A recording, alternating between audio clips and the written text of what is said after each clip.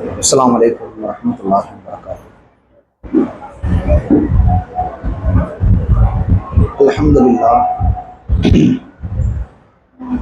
அல்ஹம்துலில்லாஹி ரப்பில் ஆலமீன். எல்லா புகழும் அல்லாஹ் ஒருவனுக்கே உரித்தாகட்டும். அல்லாஹுடைய மகத்தான கிருபையினால் இந்த ரமலானுடைய மாதத்திலும்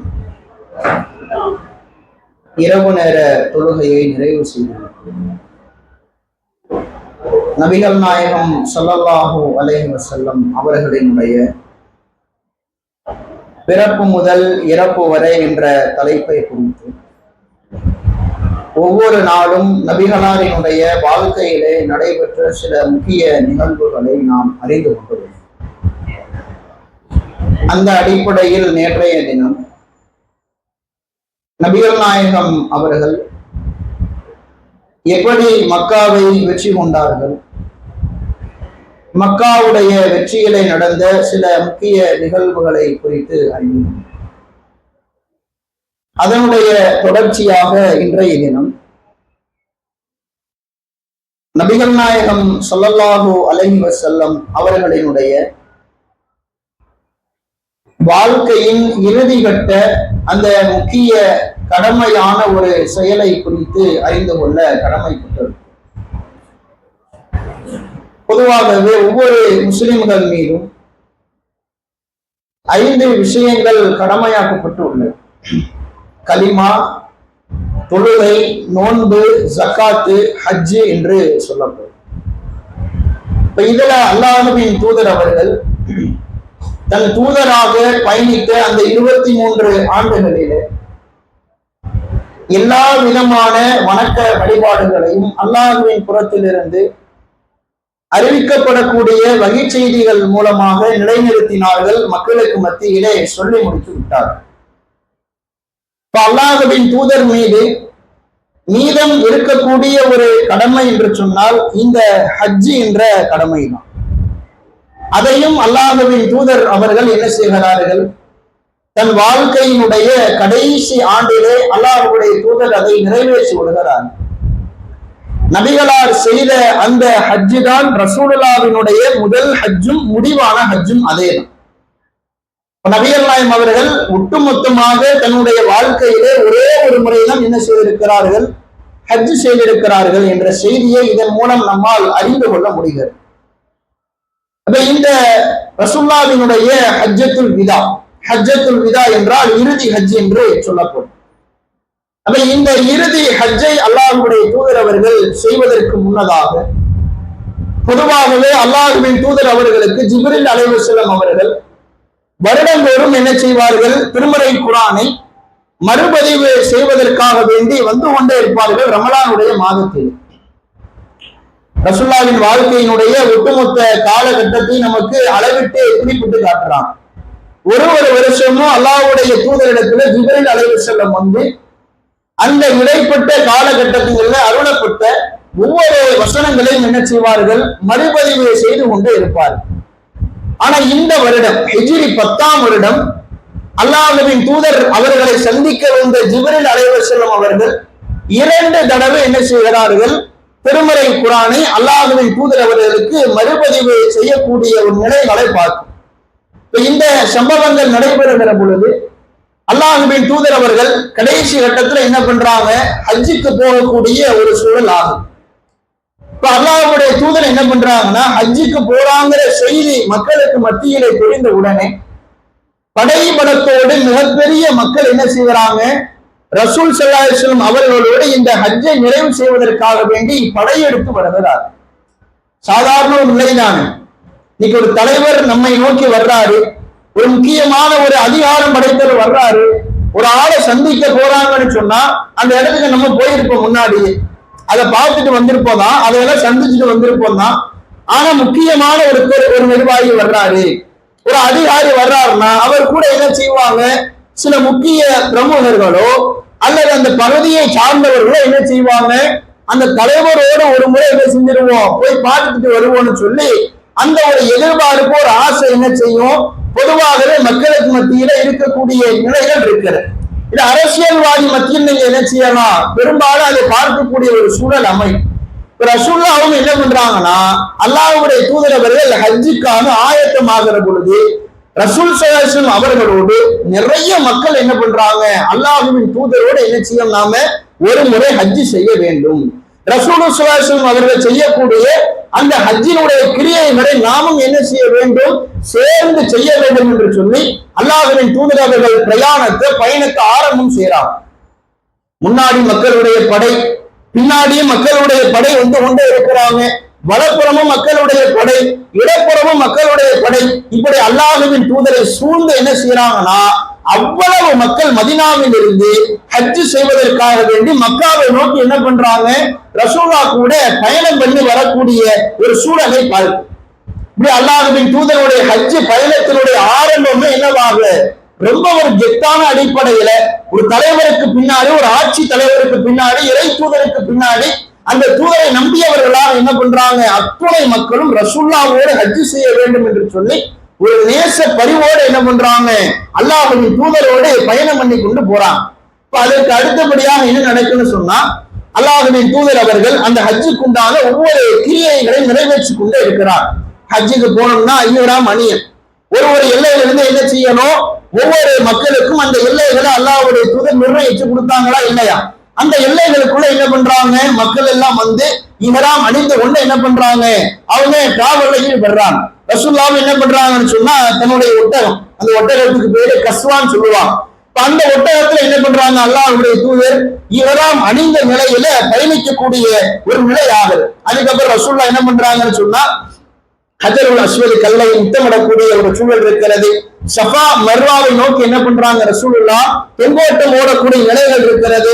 மினாவை நோக்கி போறாங்க. இப்படி ஹஜ்ஜுக்குண்டான என்னென்ன செயல்பாடுகளை எல்லாம் செய்யணுமோ, பலியிடுவதற்கான பலிப்பிராணியை கொண்டு போறது, இன்னும் அங்க எந்த காரியங்களை செய்யணுமோ, ஜம்ஜம் தண்ணீரை பிடிப்பது, இப்படியான பல சட்டத்திட்டங்கள் இருக்கிறதா இல்லையா, இவை எல்லாத்தையுமே என்ன பண்றாங்கன்னா ரசூலுல்லாஹ் அந்த ரசூலுல்லாஹ்வினுடைய முதல் முடிவான ஹஜ்ல என்ன பண்றாங்க, அல்லாஹ்வுடைய தூதர் எல்லா விதமான காரியத்தையும் முடிச்சுட்டாங்க. கடைசியாக அரஃபா மைதானத்துக்கு என்ன பண்றாங்க, வரக்கூடிய சூழல் இந்த அரஃபாவினுடைய மைதானத்துலதான் ரசூல் ஸல்லல்லாஹு அலைஹி வஸல்லம் அவர்கள் சொல்லக்கூடிய அந்த ஹஜ்ஜத்துல் விதாவிலே சொல்லப்பட்ட அறிவுரைகள் மூலமாக இன்றைக்கு வாழக்கூடிய முஸ்லிம் சமுதாயத்துக்கு பிரம்மாண்டமான ஒரு படிப்பினை இருக்கு. அல்லாஹ்வின் தூதர் அவர்கள் அந்த மக்களுக்கு மத்தியிலே அங்க ஹஜ்ஜத்துல் விதாவிலே அந்த அரஃபா மைதானத்திலே சொல்லப்பட்ட அறிவுரைகள் இருக்கு. ஒட்டுமொத்தமாக இஸ்லாமிய மார்க்கத்தினுடைய எல்லா விதமான அறிவுரைகளும் என்ன செய்து விட்டார்கள், அந்த ரத்தின சுருக்கமாக அந்த கடைசி நாளிலே அல்லாஹ்வுடைய தூதர் சொல்லி விடுகிறார். இன்னைக்கு மறுமை வரைக்கும் என்ன செய்ய முடியாது, எவனும் மார்க்கத்துல ஒன்றை புகுத்த முடியாது, யாராலும் இந்த மார்க்க விஷயத்துல ஒன்னை என்ன செய்ய முடியாது, நீக்க முடியாது என்று சொல்லி அல்லாஹ்வின் தூதரவனுடைய உரை, அந்த பேச்சு, அந்த தீப்பொறியான உரை என்னவாக இருக்கிறது, அந்த அளவுக்கு உண்டான பிரம்மாண்டமான அழகிய அறிவுரைகளையும் பல படிப்பினைகளையும் தரக்கூடிய ஒரு சூழலாக இருக்கிறது. ரசூலுல்லாஹ் என்ன பண்றாங்கன்னா, அறிவுரை சொல்வதற்கு ஆரம்பிக்கிறாங்க, இன்னும் ஸ்டார்ட் பண்ணல. அப்படி ஆரம்பிக்கக்கூடிய அந்த நேரத்தில் என்னவாகுதுன்னா, ரசூல் ஸல்லல்லாஹு அலைஹி வஸல்லம் அவர்கள் சொல்லி காட்டுகிறார்கள், அந்த ஹஜ்ஜுடைய கடமை நிறைவு செய்கிற பொழுது அந்த அறிவுரை சொல்லும் போது ஒரு வசனம் அருளப்படுகிறது. அல் யௌம அக்மல்து லக்கும் தீனக்கும் அப்படின்னு சொல்லி என்ன ஒரு வசனம் அருளப்படுகிறது. இன்றைய தினம் உங்களுக்கு இந்த மார்க்கம் என்ன செய்யப்பட்டது, முழுமைப்படுத்தப்பட்டு விட்டது. நான் உங்களுக்கு இந்த இஸ்லாமிய மார்க்கத்தை என்ன செய்து கொண்டேன், பொருந்திக் கொண்டேன், உங்களுக்கு மத்தியில சொல்லிவிட்டேன் என்று சொல்லி அல்லாஹ்வின் புறத்திலிருந்து நபிகளார் சொல்வதை போன்ற ஒரு வசனம் அருளப்படுகிறது. அப்ப அந்த வசனம் அருளப்பட்ட உடனே என்னவாகுதுன்னா, அல்லாஹ்வின் தூதர் அவர்கள் மக்களை நோக்கி சொல்றாங்க, ஹஜ்ஜை பத்தி உம்ரா பத்தி எல்லாம் நீங்க தெரிந்து கொள்ளுங்கள். ஏனென்று சொன்னால், நான் அடுத்த வருடம் ஹஜ் செய்வதற்கு உங்களோடு இருப்பேனா என்று எனக்கு தெரியாது. ரசூலுல்லாஹ் என்ன செய்யறாங்கன்னா, மக்களை நோக்கி முக்கியமான ஒரு கேள்வியை முன்வைக்கிறான். சட்டத்திட்டத்தை சொல்லிட்டு, நான் அடுத்த வருஷம் உங்களோட ஹஜ் செய்வதற்கு இருப்பேனா இருக்க மாட்டேனான்னு எனக்கு தெரியாதுன்னு சொன்ன உடனே இருக்கக்கூடிய எல்லா நபி தோழர்களுக்கும் பயங்கரமான கவலையோடு இருக்கிறான். ரசூலுல்லாஹ்வுடைய கடைசி உபதேசமாக இருக்க போது போல இப்படிங்கிற எண்ணத்துல என்ன பண்றாங்கன்னு சொன்னா, அல்லாஹ்வின் தூதர் அவர்கள் சொல்லக்கூடிய ஒவ்வொரு அறிவுரைகளையும் அழகிய முறையில என்ன பண்றாங்க, இருக்கக்கூடிய எல்லா நபி தோழர்களும் தன்னுடைய காதுகளை பட்டை வீட்டி கொண்டு என்ன பண்றாங்க, அழகிய முறையில ஒரு பேச்சை விடாம கேட்கிறான். தங்களுடைய பார்வைகள் முழுவதையும் கவனங்கள் முழுவதையும் அல்லாஹ்வின் தூதரை நோக்கியே செலுத்துகிறார். ஏன்னா ரசூல்லா அந்த பிரச்சாரத்தை ஆரம்பிக்கிறதுக்கு முன்னாடி, அறிவுரையை சொல்றதுக்கு முன்னாடி இருப்பேனா இருக்க மாட்டேனா இப்படிங்கிற ஒரு வாசகத்தை தெளிவுபடுத்திட்டாங்களா இல்லையா? இப்படி சொன்ன உடனே என்ன, மக்கள் எந்த ஒரு பயங்கரமான கவனத்தோடு என்ன பண்றாங்க, ரசூல்லாவை கவனித்துக் கொண்டே இருக்கிறார்.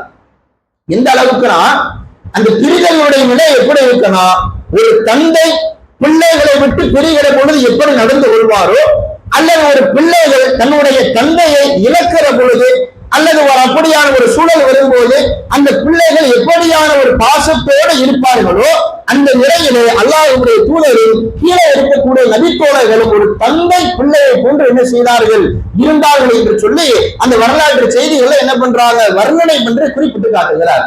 இப்படி என்ன பண்றாங்க, இருக்கக்கூடிய ஒவ்வொரு நபித்தோழர்களும் பயங்கர கவனமாக ரசூலா சொல்லக்கூடிய ஒவ்வொரு அறிவுரைகளையும் கேட்கக்கூடிய ஒரு நிலை இருக்கு.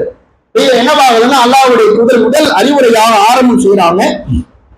ரசூல்லா குறிப்பிட்டு காட்டுகிற பொழுது ஒவ்வொரு விஷயமா சொல்றாங்க.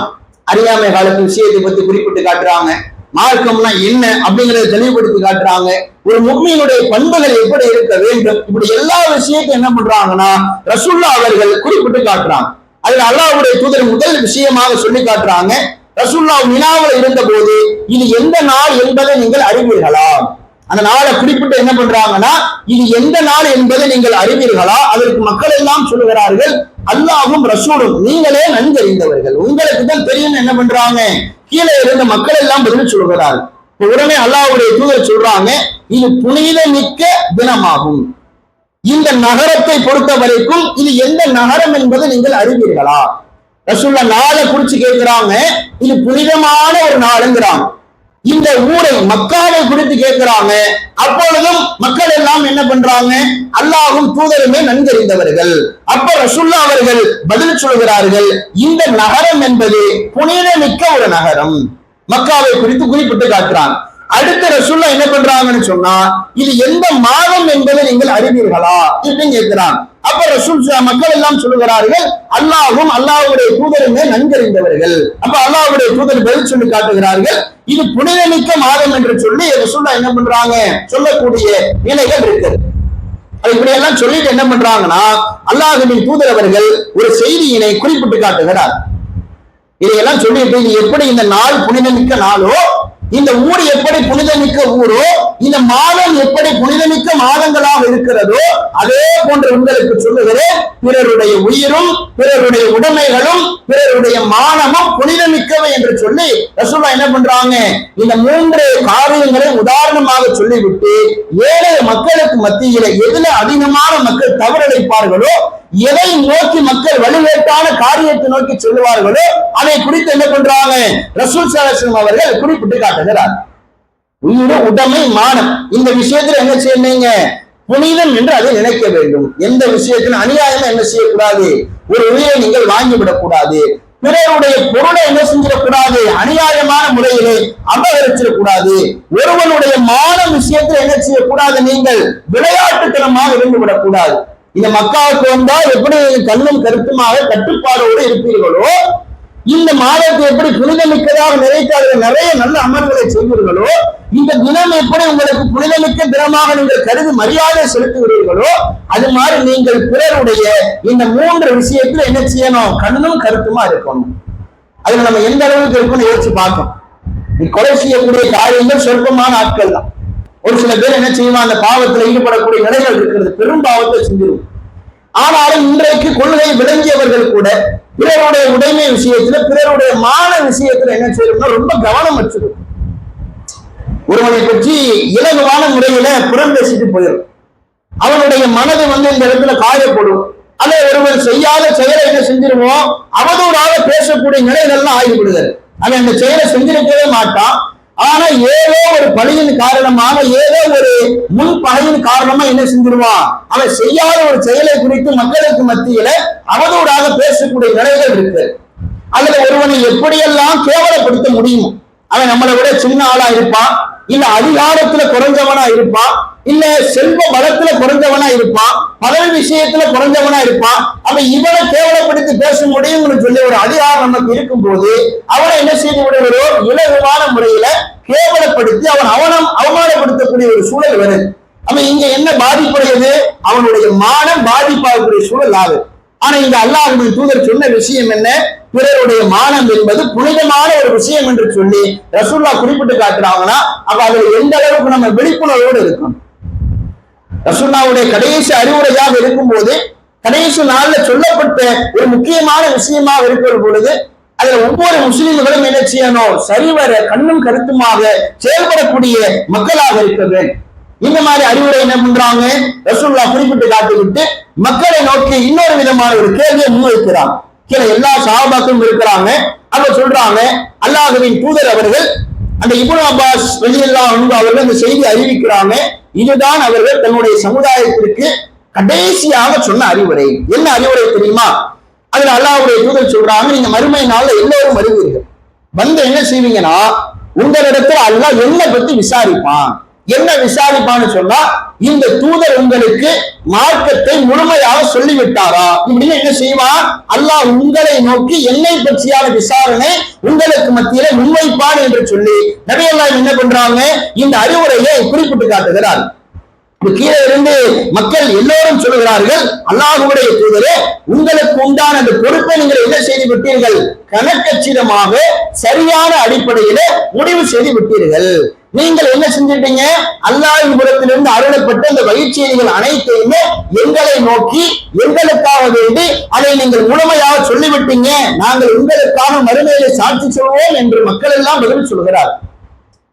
உடனே அல்லாஹ்வுடைய தூதர் அக்காட்டு விரலை மேலே உயர்த்தி, இறைவா நீயே சாட்சி, நீயே இதற்கு ஆதாரமாக சாட்சியாலாம் இருக்க வேண்டும் என்று சொல்லி என்ன பண்றாங்க, தன்னுடைய கைகளை உயர்த்தி குறிப்பிட்டு காட்டுகிறார். இப்ப மார்க்கம் என்பது அன்றைக்கே முழுமைப்படுத்தப்பட்டு விட்டது. அதுக்கு நம்மெல்லாம் சாட்சியாக இருப்போமோ இல்லையோ, அன்றைக்கு வாழ்ந்த ஏழை நபித்தோழர்கள் அனைவருமே என்ன யாரெல்லாம் நீ பார்த்து விட்ட, நான் உனக்கு முன்பாகத்தான் இந்த மக்கள் அனைவரிடத்திலையும் கேள்வி கேட்பேன். ஆனால் மக்கள் எல்லோரும் என்ன சொல்லிட்டாங்க, நீங்கள் அந்த மார்க்க செய்திகளை வழி செய்திகள் அனைத்தையும் எங்களுக்கு நீங்கள் சொல்லிவிட்டீர்கள், நீதான் சாட்சி என்ன பண்றாங்க அல்லாஹ்வுடைய தூதர் அவர்கள் தூது செய்தியினுடைய நிறைவு பகுதியாக அந்த விஷயத்தை மக்களை நோக்கி கேள்வியாக வைத்து என்ன பண்றாங்க, அதற்கு ஒரு முடிவை கட்டக்கூடிய சூழலை பாருங்க. அதே மாதிரி ரசூலுல்லாஹ் அவர்கள் இன்னொரு அறிவுரையை குறிப்பிட்டு காட்டுறாங்க, ஒரு முஸ்லிம் எப்படியெல்லாம் நடந்து கொள்ள வேண்டும், ஒரு முஸ்லிமுடைய வாழ்க்கையிலே அவனுடைய பண்புகள் எல்லாம் எப்படி இருக்க வேண்டும், சகோதரத்துவத்தை என்ன பண்றாங்கன்னா ரசூலுல்லாஹ் போதிக்கிறார். அல்லாஹ்வுடைய தூதர் சொல்லுகிற பொழுது, ஒரு முஸ்லிம் இன்னொரு முஸ்லிமுக்கு சகோதரனை போன்றவன். என்னதான் ஒரு தாய் வயிற்று பிள்ளையாக இல்லாவிட்டாலும் ஒரு முஸ்லிம் இன்னொரு முஸ்லிமாக இருக்கிற பொழுது அனைத்து நபர்களும் முஸ்லிம் சமுதாயமாக இருக்கிறாங்களா, அவர்கள் சகோதரர்களை போன்றவர்கள் என்று சொல்லி ரசூலுல்லாஹ் என்ன பண்றாங்க, இந்த ஒரு நட்பு வட்டாரத்தை அவர்களுக்கு மத்தியில பெருக்கக்கூடிய ஒரு அறிவுரையை ரசூலுல்லாஹ் குறிப்பிட்டு காட்டுறாங்க. இதை என்ன பண்றாங்க ரசூலுல்லாஹ் முக்கியமான ஒரு அறிவுரையை சொல்றாங்க. அதே மாதிரி அல்லாஹ்வின் தூதர் அவர்கள் இன்னொரு விதமான செய்தியை குறிப்பிட்டு காட்டுகிறார். இந்த அளவுக்குன்னு சொன்னா, இன்னைக்கு நம்முடைய நாட்டுல பார்க்கலாம், கடுமையான ஒரு சமுதாயத்தை நோக்கி பயங்கரமான ஒரு வெறி இருக்கு. இன்னைக்கு முஸ்லிம் சமுதாயத்தவர்களுக்கு இஸ்லாமியர்களுக்கு பயங்கரமான அச்சுறுத்தல் இருக்கா இல்லையா? தமிழகத்துல அதை பெரும்பாலும் பார்க்க முடியாத ஒரு சூழல். இங்க யாரும் என்ன செய்ய மாட்டாங்க, தடுக்காத ஒரு நிலைதான் இருக்கிறது. வட மாநிலங்கள்ல பார்க்கிற பொழுது இஸ்லாமியர்களாக வாழக்கூடியவர்களுக்கு பயங்கர இடங்களை கொடுக்கக்கூடிய ஒரு சூழலை பார்க்கும். ஏன்னா நீ ஒரு முஸ்லீமா இருக்கிற, நீ தொப்பி போட்டிருக்கிற, நீ தாடி வச்சிருக்கிற, நீ என்ன செய்யக்கூடாது, இப்படி எல்லாம் பள்ளிவாசல்ல வந்து வணங்கி வழிபடக்கூடாது, நீ வெளியில குழாயில வச்சு என்ன செய்யக்கூடாது, பாங்கு சொல்லக்கூடாது, பயான் பேசக்கூடாது, தொழுகை நடத்தக்கூடாதுன்னு சொல்லி பல சட்ட சிக்கல்களை இஸ்லாமியர்களுக்கு எதிராக இன்றைக்கும் கட்டவிழ்த்துப்படக்கூடிய ஒரு நிலைகள் இருக்கு. ரீசெண்டா கூட பார்க்கலாம், கடந்த வாரத்துல ஹோலி பண்டிகை வந்துச்சா இல்லையா, அதுல கூட உத்தரப்பிரதேசம் என்ன பண்ணாங்க, நீங்கள் எல்லாம் ஒரு வெள்ளிக்கிழமை என்ன செய்யணும், வீடுகள்ல தொழுது கொள்ளுங்கள், அதான் வருஷத்துல 52 நாள் 53 வெள்ளிக்கிழமை வருதா இல்லையா? அதுல பள்ளிவாசல்கள் நீங்க பெறுவீங்க. ஒரு நாள் என்ன செய்யுங்க, நீங்க வீடுகளை தொழுது கொண்டுங்க. ஏன்னா அவங்க ஓடி பண்டிகை கொண்டாடுவாங்க. அவங்க என்ன செஞ்சிடக்கூடாது உங்க மேல அதையெல்லாம் அந்த கலர் பொடியை தூவி வீசி எழுந்திடக்கூடாது. அது பெரிய பிரச்சனை ஏற்பட்டுரும். நீங்க பள்ளிவாசல என்ன பண்ணிருங்க, ஒரு திரையை போட்டு மூடி வச்சிருங்கன்னு சொல்லி ஒரு கேவலமான அரசியலை என்ன பண்ணாங்க, அந்த பண்ணக்கூடிய நிலைகளை பார்த்தோமா இல்லை? இதெல்லாம் ஒரு ஆள் மேல, ஒரு சமூகத்துக்கு மேல, ஒரு மார்க்கத்துக்கு மேல, ஒரு சித்தாந்தத்துக்கு மேல வச்ச ஒரு பயங்கரமான வெறி. அவன் எங்க இருக்கக்கூடாது, அவன் இந்த நாட்டை விட்டு விரட்டி அடிக்கப்பட வேண்டும் அல்லது இந்த உலகத்தை விட்டு இல்லாமல் ஆக்க வேண்டும் என்று சொல்லி இன்றைக்கு அதை என்ன செய்யறாங்க, நடைமுறைப்படுத்தக்கூடிய ஒரு நிலைகள் இருக்கிறது. ஆனா இதையெல்லாம் என்ன பண்றாங்கன்னா, அல்லாஹ்வின் தூதரவர்கள் அன்றைக்கு குழி தோண்டி புதைத்து விட்டார். எந்த வெறி இருக்கக்கூடாது, இனவெறி, மதவெறி, மொழிவெறி, நிறவெறி எதுவுமே என்ன கிடையாது. இறையச்சத்தால மட்டும்தான் ஒருவன் தாழ்ந்தவன், ஒருவன் உயர்ந்தவன். அப்படித்தான் அல்லாஹ்வுடைய பார்வை. அதான ரசூலுல்லாஹ் சொல்றாங்க, இன்னல்லாஹ லா யன்துரு இலா சுவரிக்கும் அம்வாலிக்கும். அல்லாஹ் உங்களுடைய தோற்றங்களையோ உங்களுடைய செல்வங்களையோ பார்க்க மாட்டான். வலாக்கின் யன்துரு இலா குலூபிக்கும் வ அமாலிக்கும். உங்களுடைய உள்ளங்களையும் உங்களுடைய செயல்பாடுகளை மட்டும்தான் பார்க்கிறான்.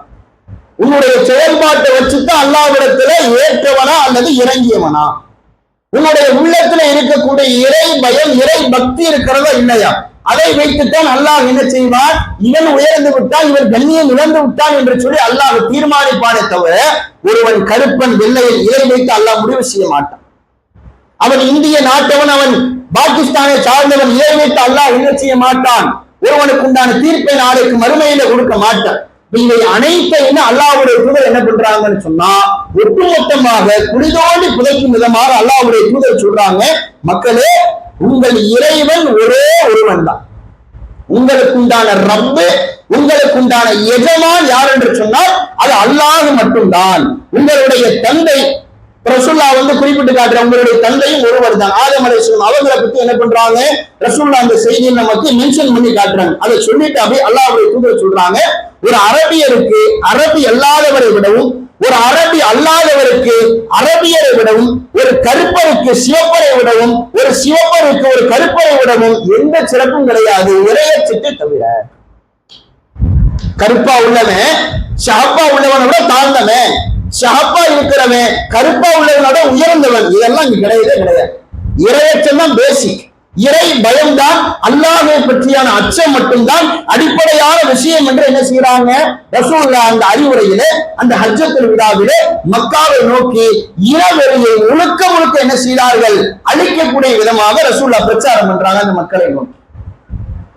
அதே மாதிரி அல்லாஹ்வுடைய தூதர் அறியாமை கால செயல்பாடுகளை குறித்து சொல்லுகிற பொழுது மிக கேவலமாக ரசூலுல்லாஹ் சொல்றாங்க, அறியாமை காலத்து செயல்கள் அனைத்துமே இன்றோடு என்னுடைய காலுக்கு கீழாக புதைக்கப்பட்டு விட்டது. அதை என்ன செய்யக்கூடாது, கிளறாதீங்க. அறியாமை காலத்து செயல்பாடுகள் உங்களுடைய வாழ்க்கையிலே அறவே இருக்கக்கூடாது என்று சொல்லி ரசூலுல்லாஹ் என்ன பண்றாங்க, அதையும் மக்களை நோக்கி அறிவுரையாக குறிப்பிட்டு காட்டுகிறார். அறியாமை கால இந்த செயல்பாடு வாழ்க்கையில இருக்கக்கூடாது. நீ இஸ்லாமியன் ஆயிட்டு, நீ முஸ்லீம் ஆயிட்டு, உனக்கு வகை செய்தி முழுமைப்படுத்தப்பட்டு விட்டதா, உனக்கு என்ன சந்தேகம் ஏற்பட்டாலும் எந்த குழப்பங்கள் ஏற்பட்டாலும் அல்லாஹ் என்ன தீர்வை சொல்லுகிறான், மார்க்க விவகாரத்திலே உங்களுக்கு ஏதாவது கருத்து வேறுபாடு ஏற்பட்டால் இலல்லாஹு வ ரசூலு, நீங்கள் அல்லாஹ்வின் பக்கம் மாறுங்கள், அல்லாஹ்வின் தூதரின் பக்கம் மாறுங்கள். அல்லாஹ் என்ன சொல்லுகிறான் அதை பாருங்கள், நபிகள் நாயகம் என்ன சொன்னார்களோ அதை பாருங்கள் தான் குர்ஆன் வசனத்தினுடைய முழுமையான ஒரு தீர்வு. யார்கிட்டையும் போகாத நீ. அவங்க அப்படி செய்யலாம் சொல்றாங்களே, இந்த கூட்டம் இப்படி செய்யலாம் சொல்றாங்களே, எது சரி? உனக்கு கருத்து வேறுபாடா, நமக்கு ஒரு குழப்பம் ஏற்படுகிறதா, முறையாக தீர்வு கிடைக்கலையா, குர்ஆனை புரட்டி பாருங்க. இதுல அல்லாஹ்வுடைய சட்டம் என்ன, ஹதீஸை புரட்டி பாருங்கள், இது குறித்து அல்லாஹ்வுடைய தூதரவர்கள் என்ன தீர்வை சொல்லி இருக்கிறார்கள் என்று சொல்லி இப்படி ரசூலுல்லாஹ் என்ன பண்றாங்க, அறியாமை காலத்துக்கு உண்டான ஒட்டுமொத்த எல்லா அநாகரிகமான செயல்பாடுகள் அனைத்தையுமே ஒழிக்கக்கூடிய விதமாக அவர்களுடைய பிரச்சாரம் அந்த சபையிலே ஹஜ்ஜத்துல் விதாவிலே ஓங்கி ஒழித்தது. அதே மாதிரி இன்னொரு விதமான பிரச்சாரம், அதே மக்களுக்கு மத்தியில் என்ன பண்றாங்க, பழிவாங்கக்கூடிய நிலை. இன்னைக்கு ரசூலுல்லாஹ் ஹஜ்ஜத்துல் விதாவுல சொல்லப்பட்ட எல்லா காரியத்தையும் நம்முடைய சமுதாயத்துல கொஞ்சம் பொருத்தி பார்க்கும். இன்றைக்கு நம்முடைய சமுதாயத்தில் இருக்கத்தான் செய்யும். இன்னைக்குமே நம்ம வாழக்கூடிய நாட்டுகள்ல இருக்கக்கூடிய ஆட்சியாளருக்கு மத்தியிலோ அது நம்முடைய முஸ்லிம் சமுதாயத்துக்கு மத்தியில என்ன ரசூலுல்லாஹ் சொன்ன எல்லா விதமான கடைசி அறிவுரைகளுக்கும் நேர் எதிராக இன்னைக்கும் சில முஸ்லிம்கள் செயல்படத்தான் செய்யறாங்க. அதுல பழிவாங்கக்கூடிய செயலை பத்தி ரசூலுல்லாஹ் குறிப்பிட்டு காட்டுறான்.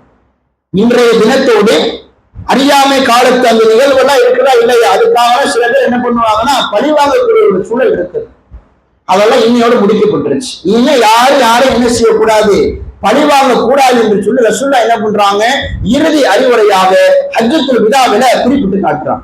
குறிப்பிட்டு காட்டிவிட்டு ரசூலுல்லாஹ் அறிவுரையை சொன்னதோடு போயிரு, யாரையுமே என்ன செய்யக்கூடாது, பழிவாங்க கூடாது, 19 ரசூலுல்லாஹ் சொல்லிட்டு போயிரு. சொல்லிட்டு என்ன பண்றாங்கன்னா, ஒரு தலைவர் எப்படி இருக்கணும், சொல்ற அறிவுரைக்கும் ரோல் மாடலா இருக்கணுமா இல்லையா. தான் அட்வைஸ் பண்றதோட முடிச்சுக்க கூடாது. இவனாப்பா இந்த ஆளா ஒரு அட்வைஸ் பண்ணுவாரு, அவ்வளவுதான், வீட்டுக்கு போயிட்டாலும் அவர் இஷ்டப்பட்டு தான் நடப்பாரு, அப்படியெல்லாம் கிடையாது.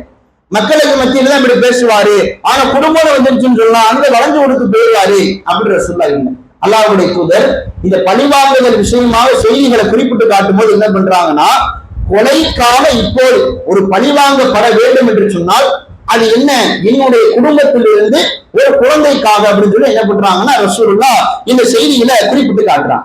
முதல் விஷயமா பழிவாங்க கூடாதுன்னு சொல்லியிருக்கா இல்லையா, முதல் விஷயமா அடிப்படையா என்ன செய்யறேன்னா என் குடும்பத்திலிருந்து ஸ்டார்ட் பண்றேன். ஏன்னா என் குடும்பத்துல ஒரு ஆளுக்கு இன்னும் என்ன செய்யணும், பழிதீர்க்கப்பட வேண்டிய ஒரு ஆள் இருக்கிறாங்க. யாரு தெரியுமா அவங்க, ரசூலுல்லாஹ் குறிப்பிட்டு காட்டுறாங்க. அல்லாஹ்வுடைய தூதர் சொல்லி காட்டுகிற பொழுது என்னுடைய குடும்பத்தை சார்ந்த ரபியா என்பவரினுடைய குழந்தைக்காக ஒரு கூட்டத்தார என்ன செய்ய நான் பழி வாங்கிய தீரணும். ஏன்னா அந்த கூட்டத்தை என்ன பண்ணிட்டாங்கன்னா இந்த ரபியாவுடைய குழந்தையை பால் குடிக்கிறதுக்காக கொடுத்திருந்தாங்க. அப்ப அந்த குலத்தார் என்ன பண்ணிட்டாங்கன்னா இந்த குழந்தையை கொன்னுட்டாங்க. கொன்ன உடனே இப்ப ரசூலுல்லாஹ் என்ன செய்யணும், ரசூலுல்லாஹ்வுடைய குடும்பத்தை சார்ந்த ஒரு ஆளா இருக்கிறாங்களா இல்லையா, இப்ப இங்கிட்ட ஒரு மைனஸ் ஆயிடுச்சு, ஒரு அடி ஆயிடுச்சு, ஒரு குறை விழுந்துச்சு. அப்ப அங்க ஒரு ஆளை என்ன செய்யணும், தீர்த்து கட்டணும். இதுக்கு பிறகுதான் பழி வாங்குதல்னு சொல்லுவாங்க. சரிங்களா, இப்ப இப்படி இருக்கும்போது என்ன, அப்ப முதலாக பழி வாங்குதல் என் குடும்பத்திலிருந்து அதை தடுத்து நிப்பாட்டு. அறிவுரை சொல்லி நீங்க செய்யாதப்பா, நீங்க செய்யாதப்பா, உன் குடும்பத்துல அப்படி நடந்துருச்சா இனிமேல் விட்டுரு, உன் குடும்பத்துல நடந்துருச்சா இனிமேல் செய்யாது, அதெல்லாம் சொல்றதுக்கு முன்னாடி ரசூலுல்லாஹ் சொல்றாங்க என் குடும்பத்துல இந்த நிகழ்வு நடந்துச்சு. என்னுடைய குடும்பத்தை சார்ந்த ரபியா என்பவர் அப்துல் முத்தலிபினுடைய பேர். சரிங்களா, இந்த பேரனுடைய குழந்தைகிட்ட என்ன பண்றாங்கன்னா அந்த குலத்தார்கள் அவங்க கொலை செய்து விட்டால் பழி வாங்கி தீவிரமா ரசூலுல்லாஹ் என்ன பண்றாங்க, சொன்ன அறிவுரைக்கு போதுவாக இதை நான் இப்பொழுதே தடுத்து நிறுத்துகிறேன். இன்றிலிருந்து இந்த குழந்தைக்காக வேண்டி அந்த குலத்தாரிலிருந்து யாரும் பழி வாங்கப்பட மாட்டார்கள். சுப்ஹானல்லாஹ். ரசூலுல்லாஹ் என்ன பண்றாங்க, தான் குடும்பத்துல இருந்து ஆரம்பிச்சு என்ன பண்றாங்க, சட்டத்தை மக்களுக்கு மத்தியில நடைமுறைப்படுத்தி தைரியத்தோடு வெளிப்படுத்தி காட்டுகிறார். இதுல நம்ம எப்படி இருக்கோம் யோசிச்சு பார்ப்போம். சின்ன விதமா ஒரு ஆள் பக்கத்துல ஏதாவது ஒரு குப்பையை கொட்டிட்டா கூட என்ன, திருப்பி வீட்டு வாசலுக்கு குப்பையை கொட்டக்கூடிய நிலை இருக்குதா இல்லை, வீடை தூத்துக்கிட்டு இருப்போம், 4 பேப்பருங்க காத்துல பறந்து போயிருச்சுன்னா அவன் என் வீட்டுல இதை போட்டது, யார் தூக்கி போட்டா, இப்படி எல்லாம் பேசக்கூடிய நிலை இருக்குமா இல்லை. ஏன் அவங்க வீட்டுல எல்லாம் இடம் இல்லையா, அவங்க வீட்டுல அள்ளி போட மாட்டாங்க, நேரடியாக பேசவே மாட்டாங்க. இதுல நல்லா கவனிக்கணும், நேரடியாக யாரும் என்ன செய்ய மாட்டாங்கன்னா பேச மாட்டாங்க. உன வீட்டுக்குள்ள போனதுக்கு அப்புறம் ஒரு 4-5 பேர் ரோட்டு நடந்து போவாங்களா இல்லையா, என் வீடுதான் இவங்க முப்பை கொட்டுறதுக்கு இடம் கிடைச்சிச்சா, என் வீட்டு வாசல்ல எல்லாத்தையும் போட்டு இப்படி எல்லாம் என்ன செய்வாங்கன்னா சின்ன சின்ன விஷயத்துக்கு கூட அதையெல்லாம் ரொம்ப புலம்பி தள்ளக்கூடிய பழிவாங்கக்கூடிய அம்சங்கள் இருக்கு. சரி பொறுத்து போவோம், பக்கத்து வீட்டுக்காரங்க ஏதோ தெரியாம பண்ணிட்டாங்க, அவங்கள்ட்ட இப்படி எல்லாம் என்ன செய்வோம் எடுத்துரைப்போம் என்று சொல்லி அந்த சிந்தனைக்கு பெருந்தன்மை கிடைக்க கொடுக்காம என்ன செஞ்சிருவோம்னா அங்கேயும் பழிவாங்கக்கூடிய அம்சத்தை கொண்டு வர. எந்த விஷயமா இருந்தாலும் விட்டு கொடுத்து பெருந்தன்மையை நடப்பது ஒரு முக்மீனுக்கு உண்டான அழகிய பண்பு. இதை நம்முடைய வாழ்க்கையை இணைத்துக்கிட்டோம்னு சொன்னா எவ்வளவோ நற்பண்புகளை என்ன செய்யலாம், நம்முடைய வாழ்க்கையிலே அதிகமாக வளர்த்துக் கொள்ளக்கூடிய பக்குவத்தை அல்லாஹ் நமக்கு அமைச்சு கொடுக்கும். சின்ன சின்ன விஷயங்களை கூட நம்மளால பொறுத்துக் கொள்ள முடியாத பொழுது அடுத்து நமக்கு உண்டான ஒரு காரியம் நடக்கும்போது என்ன செய்வோம், பயங்கரமாக புரிஞ்சு எழும். அதுக்காக எல்லாத்துக்கும் அமைதியா இருக்கணும், எல்லாத்தையும் ஏற்றுக்கிட்டு போகணும் அப்படி இஸ்லாம் சொல்ல. எங்க உனக்கு அநீதி இழைக்கப்படுது அங்க நீ எதிர்த்து நீ கூட ஒடுக்கலாம், எதிர்த்து பேசலாம், எதிர்த்து நீ இது பண்ணலாம். ஆனா எந்த விஷயத்துல அப்படி அமைச்சுக்கணும், எதையெல்லாம் அமைச்சிக்க கூடாது, எதையெல்லாம் விட்டு கொடுத்து போகலாம், இதையெல்லாம் என்ன செய்ய நாம கவனமாக சரியான முறையில சிந்தித்து அதை பிரித்தறிந்து செயல்படக்கூடிய மக்களாக இருக்கு. இன்னைக்கு ஏதோ ஒரு விஷயத்துக்காக ஒரு ஆள் மேலப்பாளையத்தில் என்ன செய்யப்பட்டார், ஒரு சப் இன்ஸ்பெக்டர் நேற்றைய தினம் கொல்லப்பட்டார். ஜாகிர் என்று சொல்லப்படக்கூடியது இன்னைக்கு பெரிய ஒரு லெவல பிரச்சனை போய்கொண்டே இருக்கிறது. அவர் நீங்க என்ன பண்ணாங்க, அந்த கொலையை செய்தவர் இன்னைக்கு பிடிச்சிருக்கிறாங்க. அது எந்த அளவுக்கு உண்மையான செய்தி உண்மையில கொலை செஞ்சிருக்கிறானா, எங்க பதுங்கி இருந்தான், சுட்டு பிடிச்சாங்களா, எப்படி எல்லாம் சண்டை போட்டான், இப்படி எல்லாம் செய்திகள் ஒவ்வொன்றா என்ன செய்யுது ஒரு நேரத்துல விதவிதமாக வந்து கொண்டே இருக்கு. இப்ப இங்க என்னவான்னு சொன்னா, இன்னைக்கு நம்மளுடைய ஊர்கள்ல நம்முடைய பகுதி நடக்கக்கூடிய பல கொலைகளை பாத்தீங்கன்னா பழிவாங்குவதற்காகவும் சின்ன சின்ன விஷயங்களுக்காகவும் அல்லாஹ் புனிதமாக்கி இருக்கக்கூடிய அந்த உயிரை இலகுவா என்ன பண்ணிடுறாங்க, சேதப்படுத்தி கொண்டு போகக்கூடிய சூழல் ஆயிடும். எங்கேயாவது எப்பயோ முன்பாக இருக்கு, எப்பயோ நடந்திருக்கு, அதையெல்லாம் கண்ணுக்கு முன்னாடி கொண்டு வந்து என்ன செய்யுமா, அவனை இன்னைக்கு முடிச்சிடணும், அவனை அடிக்கணும், அவனை காயத்தை ஏற்படுத்த வேண்டும் என்று சொல்லி இப்படி மன்னிக்கக்கூடிய அந்த போக்கை மேற்கொள்ளாமல் அல்லாஹ்வின் தூதருடைய அறிவுரைக்கு மாற்றமாக செயல்படக்கூடிய நிலையில இருக்கு. அப்ப இது அல்லாஹ்வுடைய தூதர் தன்னுடைய குடும்பத்திலிருந்து ஒழித்து வெட்டுறான். அடுத்து பாத்தீங்கன்னு சொன்னா வட்டி அறியாமை காலத்துல உள்ள ஒரு நிகழ்வு தான். அன்னைக்கு என்ன பண்ணாங்க, ரசூலுல்லாஹ் காலத்திலையும் வட்டிக்கு விட்ட அந்த நிலைகள் இருக்கத்தான் செஞ்சிச்சு. அதுல என்ன பண்ணாங்கன்னா, இதுவே அல்லாஹ்வுடைய குதிரை பாருங்க. ரசூலுல்லாஹ் என்ன பண்றாங்கன்னா, அறியாமை காலத்துல நீங்க வட்டிக்கு விட்டுருப்பீங்களா இல்லையா, அந்த வர வேண்டிய வட்டி அனைத்தும் நீங்க நிப்பாட்டிருங்க. ஏன்னா கீழே இருக்கக்கூடிய சில பேர் செல்வந்தரா இருப்பாங்க, சில பேர் காசு பணம் கொடுத்திருப்பாங்க, வட்டியை கொடுத்திருப்பாங்களா இல்லையா, இன்னையில இருந்து உங்களுக்கு அந்த பணம் திருப்பி உங்க கைக்கு மீண்டு வரணுமா இல்லையா, அந்த பணம் மட்டும் வரலாம், ஆனா வட்டி தொகை என்ன செய்யக்கூடாது, திரும்ப அதை நீங்க வாங்கக்கூடாது, அதை நீங்க நிப்பாட்ட வேண்டும், அதை உங்களுக்கு மத்தியில முடித்துக் கொள்ள வேண்டும் என்று சொல்லி ரசூலுல்லாஹ் குறிப்பிட்டு காட்டுறாங்க. இந்த அறிவுரையை சொல்லிட்டு இதுலயும் என்ன பண்றாங்க, இதுக்கு ஒரு முன்னுதாரணமாக நான் இருக்கிறேன்னு சொல்லி ரசூலுல்லாஹ் என்ன பண்றாங்க, அவருடைய பெரிய தந்தையை குறிப்பிட்டு அப்பாஸ் ரலியல்லாஹு அன்ஹு இவங்க இருக்கிறாங்களா இல்லையா, இவர்களுக்கு வர வேண்டிய வட்டியை இன்றோடு என்ன செய்ய ஒரு முதல் கட்டமாக இதை நிப்பாட்டுவர் என்று சொல்லி ரசூலுல்லாஹ் சொல்றாங்க. இந்த விஷயத்துல பாருங்க, அல்லாஹ்வுடைய தூதர் தன்னுடைய குடும்பத்துல இருந்து சொன்ன அறிவுரையை நடைமுறைப்படுத்தக்கூடிய நிலைகளை பார்க்க அப்பாஸ் ரலி ரசூலுல்லாஹ்வுடைய பெரிய தகப்பனார், பெரிய தந்தை. இப்ப இவருக்கு சில பேர் வட்டி தரக்கூடிய ஒரு சூழல் இருந்துச்சு. அதை ரசூலுல்லாஹ் என்ன பண்றாங்க, பிரேக் பண்றாங்க, நிப்பாட்டுறாங்க. இதுல இருந்து என்னுடைய இந்த விஷயத்தை இந்த அறிவுரை என்ன பண்றேன் ஆரம்பிக்கிறேன்னு சொல்லி அல்லாஹ்வின் தூதர் அவர்கள் அதை குறிப்பிட்டு காட்டுறாங்க. அதே மாதிரி கடனை பற்றி அல்லாஹ்வுடைய தூதர் சொல்றாங்க. கடன் விஷயத்துல முஸ்லிம்கள் விழிப்புணர்வோடு இருக்கு. எதுக்கெடுத்தான் இன்னைக்கு பல பேர் என்ன பண்றான், கடன் வாங்கக்கூடிய சூழல், வட்டிக்கு வாங்கக்கூடிய சூழல். சின்ன சின்ன வீட்டுல ஃப்ரிட்ஜ் இல்ல, வாஷிங் மிஷின் இல்ல அப்படின்னு சொன்னா என்ன வாங்குறது, உடனடியாக இன்ஸ்டால்மெண்ட்ல வாங்குவோம். இஎம்ஐ பேரு டிஃபரெண்டா இன்னைக்கு வந்துருச்சு. வட்டிக்கு வாங்கினாலும் கேவலமா பார்ப்பான், பாக்குறானா இல்லையா. நீங்க ஊர்கள்ல வட்டின்னு ஒரு பேச்சு வந்துச்சு, இவனா அப்பா வட்டிக்கு வாங்குற குடும்பம், வட்டிக்கு விடுற குடும்பம் ரொம்ப கேவலமா பேசும். சிட்டில பாத்தீங்கன்னா இஎம்ஐங்கிற பேர்ல மாத்திடுவான். எனக்கு வீடு வாங்கிட்டியா, லோன் போட்டு வாங்கியிருக்கிறேன், இதுக்கு வட்டிக்கு சம்பந்தமே இல்லை, இதுவும் வட்டி தான். வீடு வாங்கி பைக் வாங்கிருக்கியா, இஎம்ஐல வாங்கியிருக்கிறேன், மாசம் 5000 6000 கட்டுறேன், இஎம்ஐல கட்டுறேன்.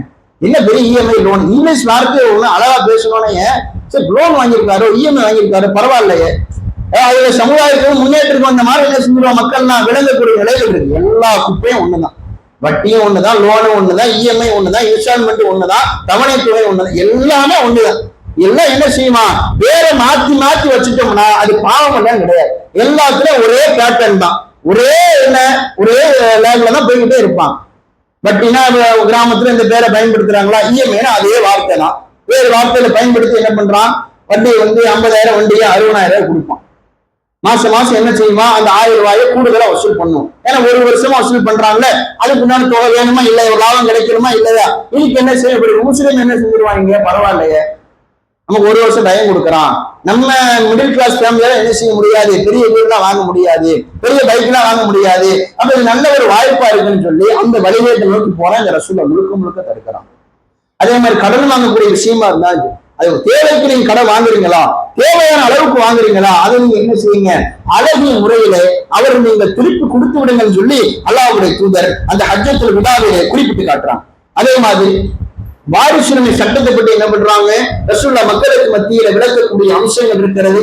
ஒரு ஆட்சியாளர், ஒரு கருப்பினத்தவர் உங்களை ஆட்சி செய்தாலும், இஸ்லாமிய ஆட்சி இருக்கும் போது ஒரு கருப்பினத்தவர் உங்களை ஆட்சி செய்தாலும் நீங்கள் என்ன செய்ய வேண்டும், அவர் குர்ஆன் அடிப்படையில் உங்களை வழிநடத்துகிற பொழுது அவர் கருப்பினத்தவரே என்று சொல்லி கட்டுப்படாமல் இருக்கக்கூடாது, அவருக்கு நீங்கள் அடிபணிந்து செவிசாய்க்கு என்ன செய்ய வேண்டும், நீங்கள் கட்டுப்பட்டு நடக்க வேண்டும் என்பதை என்ன பண்றாங்க அல்லாஹ்வுடைய தூதர் ஆட்சியாளர் குறித்து குறிப்பிட்டு காட்டுறாங்க. குடும்பத்தை பத்தி ரசூலுல்லாஹ் சொல்றான். கணவன் மனைவிக்கு உண்டான உறவை பற்றி அல்லாஹ்வுடைய தூதர் அழகிய முறையில் அங்க உபதேசம் செய்கிறார். ஒரு கணவன் மனைவியிடத்தில் எப்படி நடக்க வேண்டும், ஒரு மனைவி கணவனிடத்திலே எப்படியெல்லாம் நடந்து கொள்ள வேண்டும் என்பதை ரசூலுல்லாஹ் குறிப்பிட்டு காட்டுறான். பெண்களுடைய விஷயத்தில் நீங்கள் பயந்து கொள்ளுங்கள். ஆண்களை பார்த்து அல்லாஹ்வுடைய தூதர் சொல்றாங்க, பெண்களுடைய விஷயத்தில் நீங்கள் ரொம்ப பயந்த சுவாம இருக்கணும். ஏன் தெரியுமா?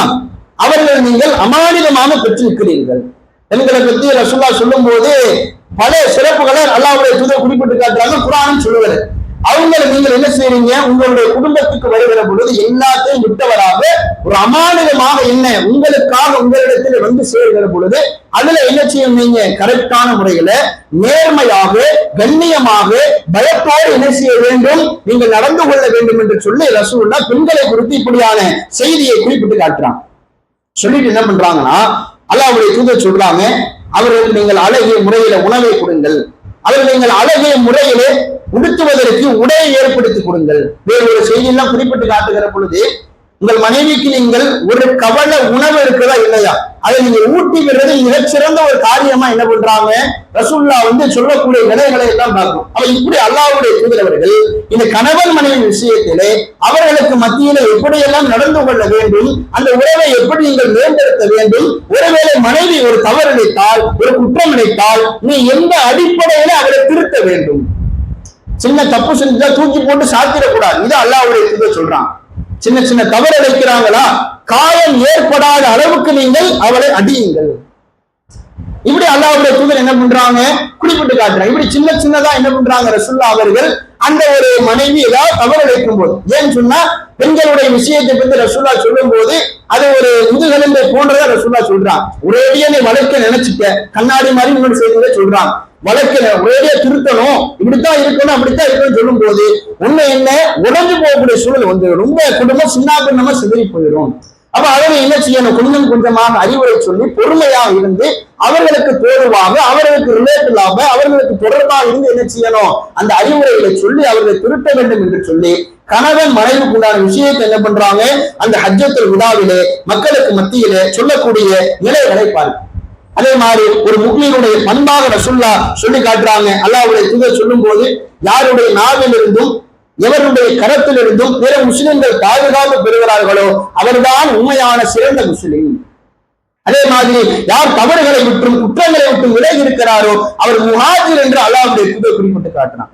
ஒரு நிறைவான முக்மீனுக்கு முழுமையான இறை நம்பிக்கையாளருக்கு ஒரு உண்மையான முஸ்லிமுக்கு என்ன பண்றாங்க அல்லாஹ்வுடைய தூதர் அவர்கள் இந்த முக்கிய செய்திகளை குறிப்பிட்டு காட்டுறாங்க. அதே மாதிரி தஜ்ஜாலை பற்றியான செய்திகளை குறிப்பிட்டு காட்டுறான். கடைசி காலம் தஜ்ஜால் என்று ஒருவன் வருவான், உங்கள் இறைவன் என்பவன் அல்லாஹ் என்பவன் ஒற்றை கண்ணன் கிடையாது, ஆனால் தஜ்ஜால் என்பவன் ஒற்றை கண்ணுடையவனாக என்ன செய்வான்? மறுமை நாள் நெருங்குகிற பொழுது உங்களை சந்திப்பான். அவனுடைய கண் என்ன? ஒரு திராட்சை பழத்தை மாதிரி, வீணா போன திராட்சை பழம் மாதிரி என்ன செய்யும்? அவனுடைய ஒரு கண் இருக்கும் என்று சொல்லி அல்லாஹ்வுடைய தூதர் குறிப்பிட்டு காட்டுகிறார். இப்படி ரசூலுல்லாஹ் அவர்கள் எல்லா விதமான செய்திகள் நம்பிக்கை சார்ந்த விஷயத்தில் இருந்து ஒரு முஃமினுடைய பண்பு விஷயத்தில் இருந்து மறுமை நாள் வரைக்கும் ஒருத்தர் வருமானம் இல்லையா அவருடைய எச்சரிக்கை குறித்தும் குடும்ப காரியத்தை குறித்தும் ஒருவனுடைய ஒரு முஸ்லிம் இன்னொரு முஸ்லிம் இடத்துல எப்படி நடந்து கொள்ள வேண்டும், அவனுடைய உயிரை எப்படி மதிக்கணும், உடலை எப்படி பேணணும், மானத்தை எப்படி பேண வேண்டும் என்று சொல்லி டாப் டு பாட்டம் என்ன செய்து விட்டார்கள் அல்லாஹ்வின் தூதரவர்கள் ஹஜ்ஜத்துல் விதாவிலே இந்த அறிவுரையை மக்களுக்கு நோக்கி பயங்கரமாக சொல்லி காட்டுகிறார்கள். அல்லாஹ்வின் தூதர் அவர்கள் சொல்லக்கூடிய அறிவுரைகளை கீழே இருக்கக்கூடிய தோழர்கள் நிகழ்ச்சுகிறார்கள், அழகிய முறையில கேட்கிறான். கடைசியாக ரசூலுல்லாஹ் ரெண்டே அறிவுரை சொல்லுகிறார்கள். உங்களிடத்தில் ஒன்றை விட்டு சொல்லுகிறேன், அதை நீங்கள் கடைபிடிக்கும் காலமெல்லாம் என்ன செய்ய மாட்டீங்க? நீங்கள் வழிகேட்டு நோக்கி போகவே மாட்டீர்கள். அதுதான் இந்த குர்ஆன் என்று அல்லாஹ் சொல்றான். குர்ஆனை நீ பின்பற்று, குர்ஆனை நீ பேரு, அல்லாஹ்வுக்கு தூதருக்கு கட்டுப்பட்டு வாழு, உனக்கு நீ வழிகேட்டை நோக்கி போகவே மாட்டான். அதான் நிதர்சன உண்மை. இன்னைக்கு பல பேர் சிறுக்கான காரியத்தை விதத்தான காரியத்தை செய்யறாங்கன்னா என்ன ரீசன்? அது அல்லாஹ்வுக்கும் தூதருக்கும் கட்டுப்படாது, அல்லாஹ்வுக்கும் அல்லாஹ்வின் தூதருக்கும் சொல்லையும் படிக்காமலும் அறியாமலும் விளங்காமலும் இருப்பது. நீங்கள் அதை கடைபிடித்தால் ஒருவரும் வழிவர மாட்டீங்கன்னு சொல்லி இஸ்லாத்தினுடைய அடிப்படை ஆதாரத்தை மக்களுக்கு மத்தியில போதித்து விட்டு அல்லாஹ்வுடைய தூதர் குறிப்பிட்டு காட்டுகிறார்கள். இங்க நிறைய மக்கள் வந்திருக்கிறீர்கள், என் அறிவுரையை கேட்டுறீங்க, ஆனா சில பேர் வராம என்ன செய்யறாங்க? அவங்களுடைய வீடுகளில் இருக்கக்கூடிய நிலைகள் இருக்கலாம், என் அறிவுரை அவர்களுக்கு சென்றடையாத ஒரு சூழல் இருக்கலாம். அதனால் நீங்கள் என்ன செய்யுங்கள்? பல்லிவு அன்னி வளவு ஆயா, என்னிடமிருந்து ஒரே ஒரு செய்தி கிடைத்தாலும் அதை நீங்கள் பிற மக்களுக்கு எத்தி வையுங்கள் என்று சொல்லி அல்லாஹ்வின் தூதர் அவர்கள் தன்னுடைய பணியை தன்னுடைய இறை தூதரனுடைய அந்த அழகிய வேலை என்ன செய்யறாங்க? நம்முடைய சமுதாயத்தின் மீது அழகிய பொறுப்பாக சாட்டி விட்டு சென்றிருக்கிறார். இவ்வளவு பெரிய பாக்கி. எந்த தூதரும் சமுதாயத்தை நோக்கி நீங்க மக்களுக்கு மத்தியில் அழைப்பு செய்யுங்கள்னா சொல்லல. அல்லாவுக்காக பேர்ச்சியை வாங்கன்னு கூப்பிட்டாங்க, அல்லாவுடைய மார்க்கத்தை நோக்கி அழைத்தார்கள். ஆனா நம்முடைய தூதர் நம்முடைய சமுதாயத்துக்கு அழகிய ஒரு வழிகாட்டுதல் சொன்னாங்க, நீங்களும் என்ன செய்யுங்கள், ஏன் கேட்ட செய்திகளை எல்லா மக்களுக்கும் கொண்டு சேருங்கள் சொல்லி அல்லாஹ்வின் தூதரவர்கள் இறுதி அறிவுரையாக, அழகிய அறிவுரையாக அந்த ஹஜ்ஜத்துல் விதாவில் என்ன செய்தார்கள், எல்லா சட்டத்திட்டங்களையும் கற்றுக் கொடுத்து விட்டு, எல்லா விதமான ஒழுக்கங்களையும் சொல்லிவிட்டு, எல்லா விதமான பண்புகளையும் சொல்லிவிட்டு, உன் வாழ்க்கையில எது முக்கியமோ அந்த குர்ஆன் ஹதீஸை பின்பற்று என்று சொல்லிவிட்டு, நீ பின்பற்றக்கூடிய குர்ஆன் ஹதீஸை, நீ கேட்ட இந்த செய்தியை, நீ அறிந்த இந்த செய்தியை நீ என்ன செய்ய வேண்டும், மக்களுக்கு மத்தியிலே சொல்ல வேண்டும் என்று சொல்லி என்ன செய்தார்கள் அல்லாஹ்வின் தூதரவர்கள் ஹஜ்ஜத்துல் விதாவிலே இப்படி பல முக்கியமான அறிவுரைகளை சொல்லி இருக்கிறார்கள். இந்த அறிவுரைகளை நாம் சிறிதாழ்த்து கேட்டுக் கொண்டிருக்கிறோம். இதை என்ன செய்ய வேண்டும், நம்முடைய வாழ்க்கையிலே ஏதேனும் குறைகள் இருந்தால் அதை திருத்தி அமைத்துக் கொள்ள வேண்டும், அல்லது இன்னும் நம்முடைய வாழ்க்கையிலே வளர்த்துக் கொள்ளக்கூடிய பண்புகள் இருக்கும் என்று சொன்னால் அதையும் என்ன செய்ய வேண்டும், மென்மேலும் வளர்க்கக்கூடிய மக்களாக இருக்க வேண்டும். இதனுடைய தொடர்ச்சியாக அல்லாஹ்வின் தூதர் அவர்களுக்கு ஏற்பட்ட வாழ்க்கையினுடைய முக்கியமான ஒரு நிகழ்வு. அந்த நிகழ்வின் காரணமாக நபித்தோழர்கள் பயங்கரமான கவலையோடு என்ன செய்கிறார்கள், இருக்கக்கூடிய ஒரு நிலை இருக்கிறது. அதை இன்ஷா அல்லாஹ் என்ன செய்வோம், அடுத்த கடைசி நாளாக அறிந்து கொள்வோம் என்று கூறி இன்றைய அமர்வை நிறைவு செய்வோம். வாஹிருதவானா அல்ஹம்துலில்லாஹி ரப்பில் ஆலமீன். கடைசியா கேள்வி கேட்கிறோமா? ஆண்கள் பகுதி. ஜிப்ரீல் அலைஹிஸ்ஸலாம் அவர்கள் எந்த ஆண்டு 2 முறை குர்ஆனை மறுபதிவு செஞ்சாங்க ரசூலுல்லாஹ்? என்னமா?